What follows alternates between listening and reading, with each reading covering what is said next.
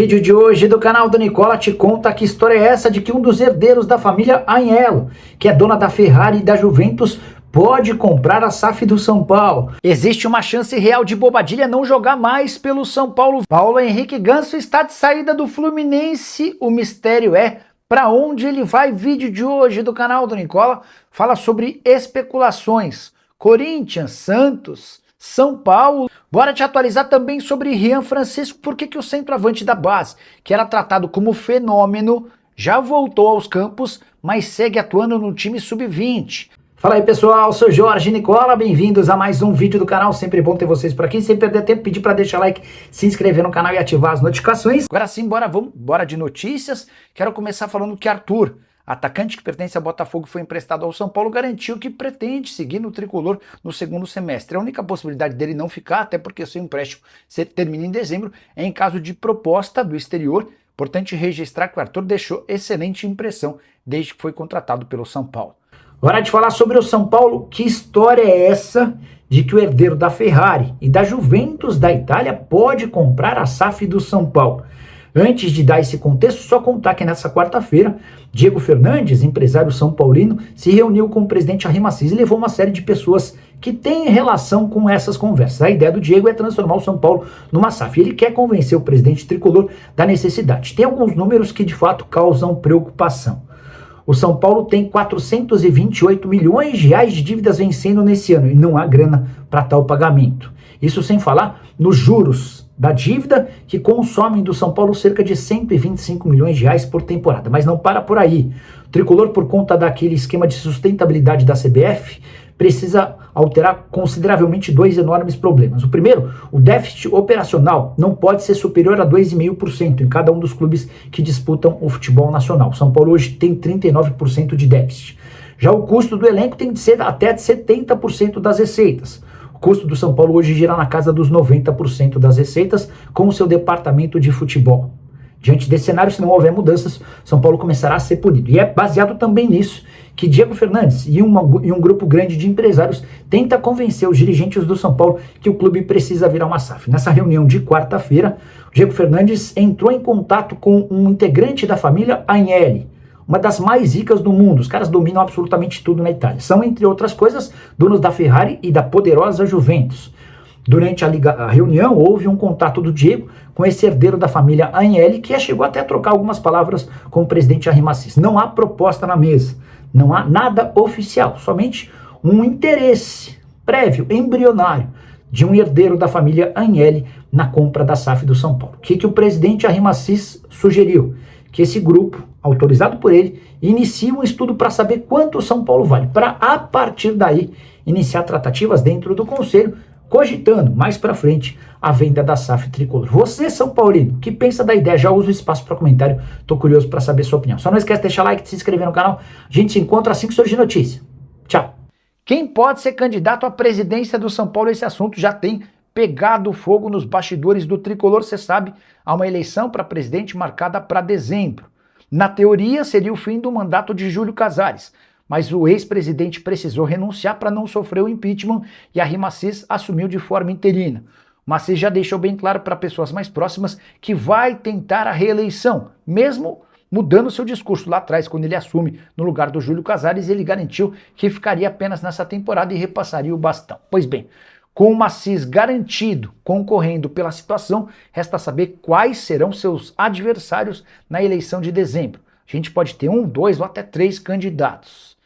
O mais natural seria de que Vinícius Pinotti, que é um dos donos da Natura, seria o grande nome da oposição e o mais forte candidato à eleição, para bater, inclusive, o Arrim Assis. Pinotti teve um papel importante na política recente do São Paulo, chegou a colocar dinheiro, empresário bem-sucedido, de bom poder aquisitivo, mas o Pinotti tem relutado a ideia de ser candidato. E foi o próprio Pinotti quem, nos últimos dias, trabalhou para que Rogério Caboclo, ex-presidente da CBF, assumisse a condição de candidato da oposição. Caboclo, que você lembra, foi presidente da CBF, mas em 2021 acabou caindo depois de denúncias de assédio moral e assédio sexual. Se o Caboclo não conseguir embarcar na sua candidatura, é possível que o Pinotti reassuma esse status de o favorito na eleição.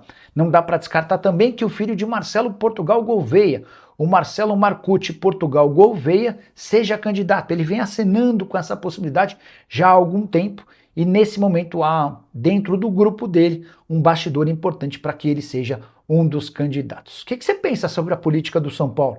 Você tem gostado dos últimos meses do Tricolor? Use o espaço para comentário e dê uma nota de 0 a 10 para Henri Massis como presidente São Paulino. E Bobadilla pode ter feito seu último jogo pelo São Paulo. Você sabe, o volante paraguaio que já está integrado à seleção do seu país para a disputa da Copa do Mundo, esteve em campo pela última vez no empate em 1 a 1 contra o Milionários, quando inclusive deu assistência para o gol. Ele foi liberado antes dos demais companheiros de seleção paraguaia para terminar a recuperação de uma pancada no joelho. E pouquinho depois de viajar para o Paraguai, o Bobadilla fez uma postagem com um carrossel de fotos, vestindo a camisa no São Paulo. No Tricolor, existe a impressão de que o Bobadilla não deve voltar. O São Paulo precisa até de forma desesperada de 1 ou 2 grandes vendas na metade do ano. E o Bobadilla é o principal ativo do clube, superior até a Marcos Antônio, que é pretendido pelo Flamengo. O fato de o Bobadilla ter só 24 anos de idade e disputar a Copa do Mundo possivelmente como titular deve lhe render boas oportunidades de negócio.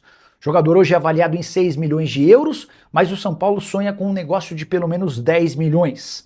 Quando comprou, o Tricolor gastou 2 milhões e 700 mil euros junto ao Cerro Porteño na temporada de 2024. Nesse ano, Bobadilla soma 28 jogos com 3 gols e 5 assistências. Gostaria da sua opinião sobre o volante paraguaio. Ele deve ficar? Qual seria um número ideal para que ele fosse negociado? Já usa o espaço para comentário e registra a sua opinião. Só não esquece de deixar like, se inscrever no canal e compartilhar nosso vídeo também. Se você ainda não é inscrito, resolva esse problema agora se inscrevendo. A gente se encontra. Tchau. E Paulo Henrique Ganso está de saída do Fluminense nessa terça-feira. O próprio tricolor carioca usou suas redes sociais para confirmar que o Ganso não atua nos 2 últimos jogos do time antes da pausa para a Copa do Mundo, tudo para que ele possa avançar em tratativas já iniciadas. Abre aspas para a nota, no início da semana o atleta informou a diretoria sobre o interesse de outro clube em sua contratação na janela do meio do ano. Em razão disso, o clube decidiu não relacionar o jogador para que tenha a tranquilidade e as condições necessárias para decidir seu futuro.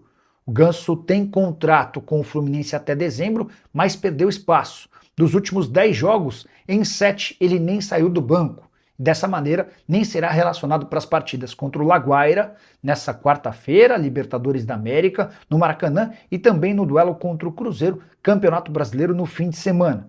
Esse jogo contra o Cruzeiro seria definitivo, porque ele já tem 12 partidas no Brasileirão. Se fizesse mais uma, chegaria a 13 e ficaria impedido de atuar por outro clube. Agora a dúvida é para onde o Paulo Henrique Ganso vai. Já quero começar contando que não é para o São Paulo. No Morumbi, nessa terça-feira, quando o São Paulo venceu o Boston River por 2 a 0, existiu o rumor de que o Tricolor tinha negociações avançadas com o Ganso.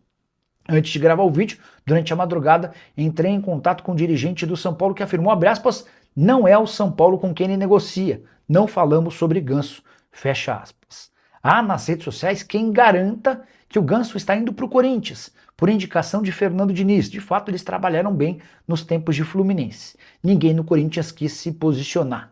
A relação do Ganso com o Santos poderia fazê-lo retornar à Vila Belmiro, para reencontrar, por exemplo, seu amigo Neymar. Mas o boato mais forte hoje é de que Paulo Henrique Ganso negocia com o Remo, clube da cidade de Belém, de onde ele é natural. O Ganso nasceu em Belém e poderia voltar para sua cidade natal para tentar salvar o Remo da zona do rebaixamento. Só uma curiosidade, Remo e Santos se enfrentam na próxima fase da Copa do Brasil. Só para completar, contar que o São Paulo, que venceu o Boston River por 2 a 0, está nas oitavas de final da Sul-Americana. O triunfo fez com que o Tricolor terminasse em primeiro no seu grupo, 12 pontos para o São Paulo, 10 pontos para o Ringues, 8 pontos para o Milionários e 3 para o Boston River.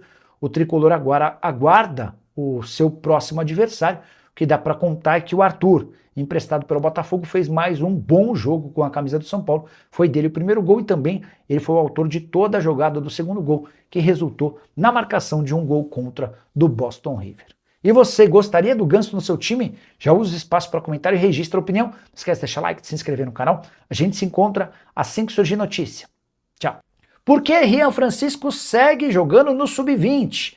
O atacante, que é tratado como um dos grandes fenômenos da base do São Paulo, passou na temporada passada por uma cirurgia de reconstrução do ligamento cruzado anterior do joelho esquerdo. Até aí nenhuma novidade. Retorno dele em 8 de abril pelo time Sub-20. E lá se vão 8 partidas na equipe de base sem que ele seja promovido. Muito torcedor do São Paulo tem perguntado, o Ryan Francisco não vai subir? O que está acontecendo? A verdade é que o São Paulo está postergando esse retorno porque ainda não vê o Ryan Francisco, primeiro em ritmo e depois com confiança para jogar no principal. Nas 8 partidas pelo Sub-20 ele foi titular em 6 e reserva em 2. Sabe quantos gols? Nenhum gol marcado e nenhuma assistência. E diante dessa dificuldade do Ryan Francisco em ser protagonista na base, que eles preferem que o atleta continue adquirindo melhor condição e também confiança para depois ser promovido ao time principal. Inclusive, na última partida contra o Criciúma, pelo Campeonato Brasileiro Sub-20, o Ryan foi reserva e entrou apenas nos 19 minutos finais. Jogador que foi artilheiro da Copa São Paulo de Juniores do ano passado e que, pelo profissional do Tricolor, soma 16 partidas e 3 gols marcados.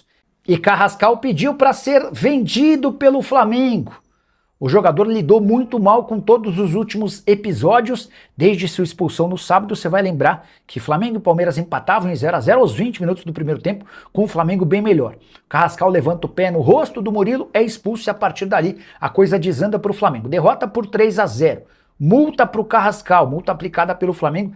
O Carrascal perdeu parte do seu salário pela terceira expulsão. Na temporada são 3 vermelhos e 3 gols.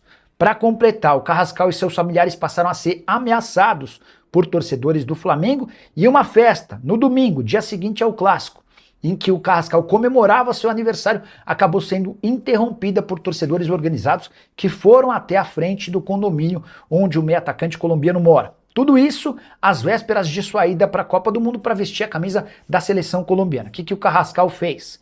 Procurou seus representantes e pediu para que eles encontrassem clubes interessados em comprá-lo. Jogador que havia sido adquirido no ano passado por 12 milhões e meio de euros, investimento feito junto ao Dinamo Moscou. E dá para dizer, inclusive, que voltar à Rússia é hoje uma das possibilidades mais reais. Só queria registrar que antes de todas essas confusões causadas pela expulsão contra o Palmeiras, Carrascal e Gonzalo Plata já vinham sendo muito criticados até dentro do próprio elenco, especialmente na época de Felipe Luiz. Havia um entendimento de que o treinador que antecedeu Leonardo Jardim era muito benevolente, muito bonzinho, com as mancadas dentro e fora de campo da dupla do Equador, o Gonzalo Plata, e da Colômbia, o Carrascal.